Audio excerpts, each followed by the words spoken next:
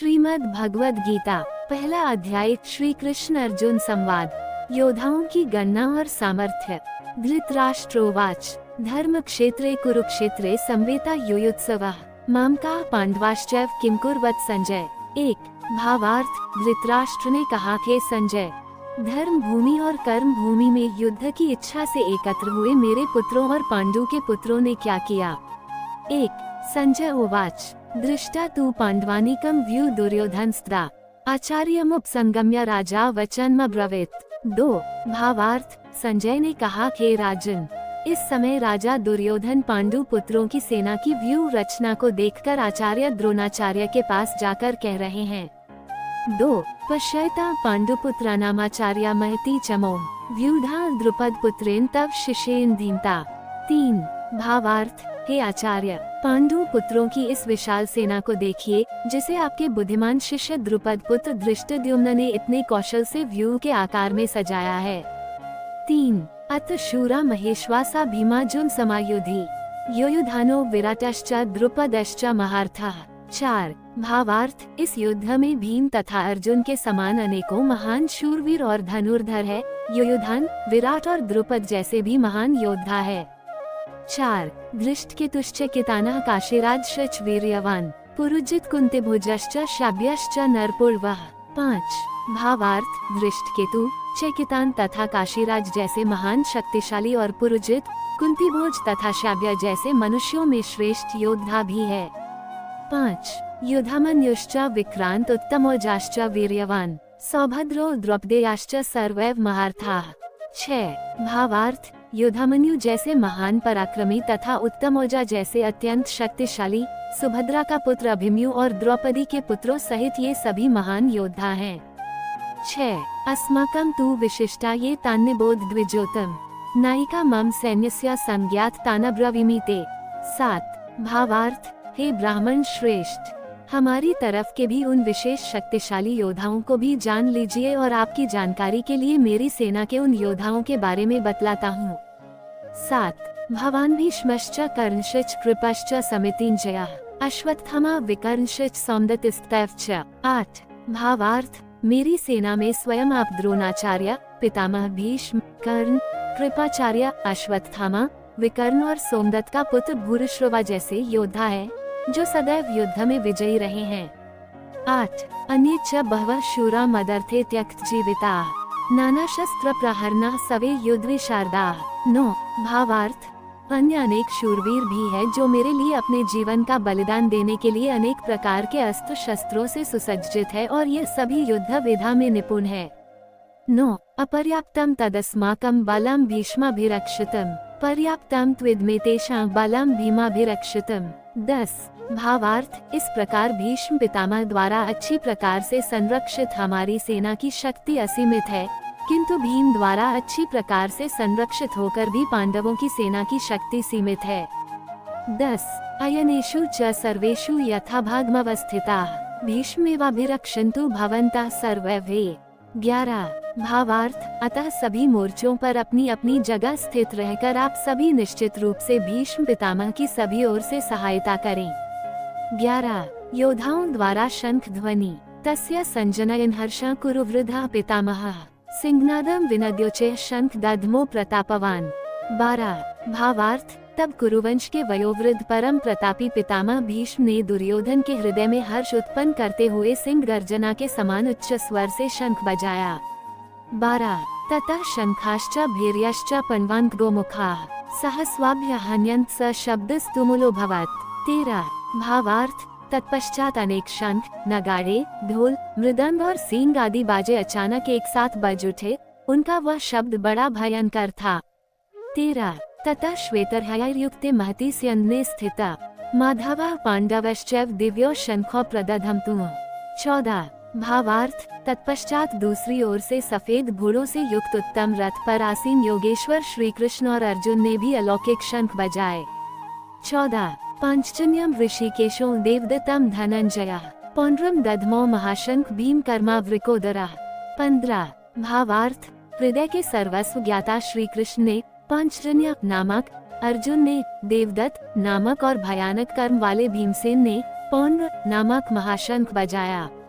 15 अनंत विजय राजा कुंतीपुत्रो युधिष्ठिरः नकुलः सहदेवश्च सुघोषमणि पुष्पको। 16 भावार्थ, हे राजन, कुंतीपुत्र राजा युधिष्ठिर ने अनंत विजय नामक और नकुल तथा सहदेव ने सुघोष और मणिपुष्पक नामक शंख बजाए।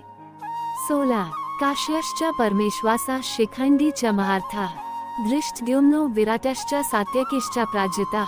17 द्रुपदो द्रौपदेयाश्च सर्वशः पृथिवीप्ते सौभद्रश्च महाबाहो शंखान् दद्मो पृथक पृथक। 18 भावार्थ, श्रेष्ठ धनुष वाले काशीराज और महारथी शिखंडी एवं धृष्टद्युम्न तथा राजा विराट और कभी न हारने वाला सात्यकी, राजा द्रुपद एवं द्रौपदी के 5 पुत्रों और बड़ी भुजा वाले सुभद्रा पुत्र अभिमन्यु आदि सभी ने अलग अलग शंख बजाए। 17-18 सघोषों धार्तराष्ट्राणां हृदयानि व्यदारयत् नभश्च पृथिवी चैव तुमुलो व्यनुनादयन्। 19 भावार्थ, उस भयंकर ध्वनि ने आकाश और पृथ्वी को गुंजायमान करते हुए धृतराष्ट्र के पुत्रों के हृदय में शोक उत्पन्न कर दिया। 19 अर्जुन द्वारा सैन्य निरीक्षण। अर्जुन उवाच अथ व्यवस्थितान् दृष्ट्वा धार्तराष्ट्रान् कपिध्वजः प्रवृते शस्त्र संपाते धनुरुद्यम्य पांडवः। 20 ऋषिकेशं तदा वाक्यमिदमाह महीपते सेनयोरुभयो मध्ये रथ स्थापयामेच्युत। 21 भावार्थ, हे राजन, इसके बाद हनुमान से अंकित पताका लगे रथ पर आसीन पांडु पुत्र अर्जुन ने धनुष उठाकर तीर चलाने की तैयारी के समय धृतराष्ट्र के पुत्रों को देखकर हृदय के सर्वस्व ज्ञाता श्री कृष्ण से प्रार्थना करते हुए कहा कि हे अच्युत, कृपा करके मेरे रथ को दोनों सेनाओं के बीच में खड़ा करें। 20-21 यावदेतान् निरीक्ष्य योद्धुकामान्वस्थितान् कर्मया सह योद्धव्यमस्मिन् रणसमुद्यमे। 22 भावार्थ, जिससे मैं युद्ध भूमि में उपस्थित युद्ध की इच्छा रखने वालों को देख सकूं कि इस युद्ध में मुझे किन किन से एक साथ युद्ध करना है। 22 योत्स्यमानान्वेक्ष्य यतेत समागताः धार्तराष्ट्रस्य दुर्बुद्धिर्युद्धे प्रिय चिकीर्ष्वः। 23 भावार्थ, मैं उनको भी देख सकूं जो ये राजा लोग यहाँ पर धृतराष्ट्र के दुर्बुद्धि पुत्र दुर्योधन के हित की इच्छा से युद्ध करने के लिए एकत्रित हुए हैं। 23 संजय उवाच एवमुक्तो हृषीकेशो गुडकेशेन भारत सेनयोरुभयो मध्ये स्थापयित्वा रथोत्तमम्। 24 भावार्थ, संजय ने कहा कि भरतवंशी अर्जुन द्वारा इस प्रकार कहे जाने पर हृदय के पूर्ण ज्ञाता श्री कृष्ण ने दोनों सेनाओं के बीच में उस उत्तम रथ को खड़ा कर दिया। 24 भीष्म द्रोण प्रमुखतः सर्वेषां च महीक्षिताम् उवाच पार्थ पश्यतान् संवेतान् कुरुनिति। भावार्थ, इस प्रकार भीष्म पितामह, आचार्य द्रोण तथा संसार के सभी राजाओं के सामने कहा कि हे पार्थ, युद्ध के लिए एकत्रित हुए इन सभी कुरु वंश के सदस्यों को देख। 25 तत्र पश्यत् स्थितान् पार्थः पितॄन् पितामहान् आचार्यान् मातुलान् भ्रातृपुत्रान् पौत्रान् सखींस्तथा। 26 भावार्थ, वहाँ प्रथापुत्र अर्जुन ने अपने ताऊ चाचाओं को, दादों परदादों को, गुरुओं को, मामाओं को, भाइयों को, पुत्रों को, पौत्रों को और मित्रों को देखा। 26 श्वशुरान् सुहृदश्च सेनयोरुभयोऽपि तान् समीक्ष्य स कौन्तेयः सर्वान् बन्धूनवस्थितान्।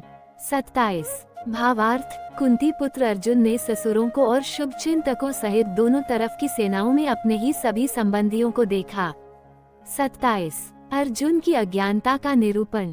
अर्जुन उवाच कृपया पर्याविष्टो विषीदत्रद्मब्रवीत् दृष्टे स्वजन कृष्ण युयुत्सु समुपस्थितम्।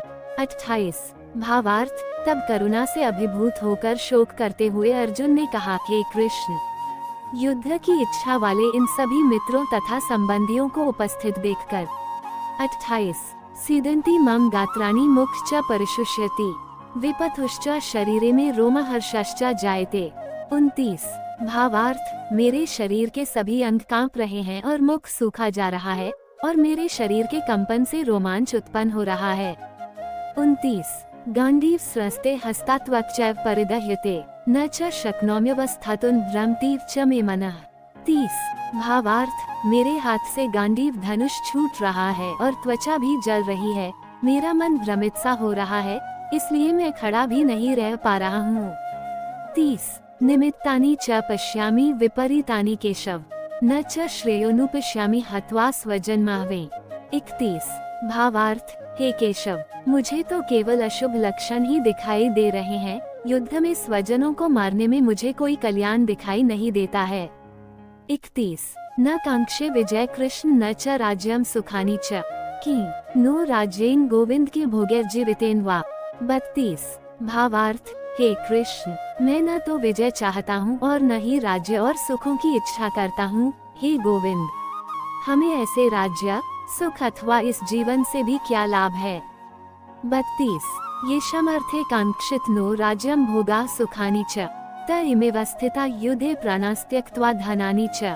33 भावार्थ, जिनके साथ हमें राज्य आदि सुखों को भोगने की इच्छा है, जब वो ही अपने जीवन के सभी सुखों को त्याग करके इस युद्ध भूमि में खड़े हैं। 33 आचार्या पित्रा पुत्रास्तव च पितामहा मातुला श्वशुरा पौत्रा शाला संबंधिनस्तथा। 34 भावार्थ, गुरुजन, परिवारीजन, पुत्रगण, पितामह, मामा, ससुर, पौत्रगण, साले और सभी संबंधी भी मेरे सामने खड़े हैं। 34 एतान हन्तुमिच्छामि घनत्पि मधुसूदन अपि त्रैलोक्य राज्यस्य हेतः किनु मही कृते। 35 भावार्थ, हे मधुसूदन, मैं इन सभी को मारना नहीं चाहता हूँ, भले ही यह सभी मुझे ही मार डाले। तीनों लोकों के राज्य के लिए भी मैं इन सभी को मारना नहीं चाहता, फिर पृथ्वी के लिए तो कहना ही क्या है। 35 निहत्या धार्तराष्ट्रान् का प्रीते स्यात् जनार्दन पापमेवाश्रयदस्मान् हत्वैतानात्ताइनः। 36 भावार्थ, हे जनार्दन, धृतराष्ट्र के पुत्रों को मारकर हमें कौन सी प्रसन्नता मिलेगी, बल्कि इन आत्ताइयों को मारकर तो हमें पाप ही लगेगा। 36 तस्मान् नरहा वयं हन्तुं धार्तराष्ट्रान् स्वबान्धवान् स्वजन ही कथ हत्वा सुखिना श्याम माधव। 37 भावार्थ, हे माधव, अतः मुझे धृतराष्ट्र के पुत्रों को उनके मित्रों और संबंधियों सहित मारना उचित नहीं लगता है, क्योंकि अपने ही कुटुंबियों को मारकर हम कैसे सुखी हो सकते हैं। 37 यद्यप्येते न पश्यन्ति लोभोपहचेत्सः कुलक्षयकृत दोषः मित्रद्रोहे च पातकम्। 38 भावार्थ, यद्यपि लोभ के कारण इन भ्रमित चित्त वालों को कुल के नाश से उत्पन्न होने वाले दोष दिखाई नहीं देते हैं और मित्रों से विरोध करने में कोई पाप दिखाई नहीं देता है। कथ न ज्ञेयमस्माभिः पापादस्मान्निवर्तितुम् कुलक्षयकृत दोषः प्रपश्यद्भिर्जनार्दन। 39 भावार्थ, हे जनार्दन, हम लोग तो कुल के नाश से उत्पन्न दोष को समझने वाले हैं, क्यों न हमें इस पाप से बचने के लिए विचार करना चाहिए।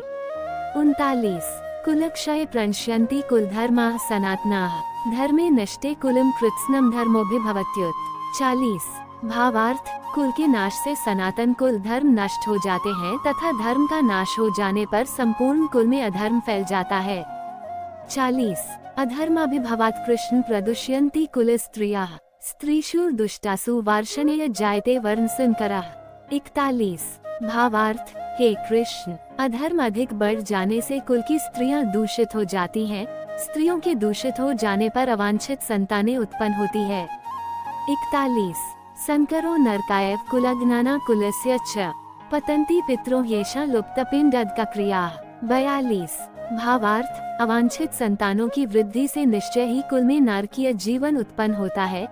पतित कुलों के पितरी गिर जाते हैं क्योंकि पिंड और जल के दान की समाप्त हो जाती है।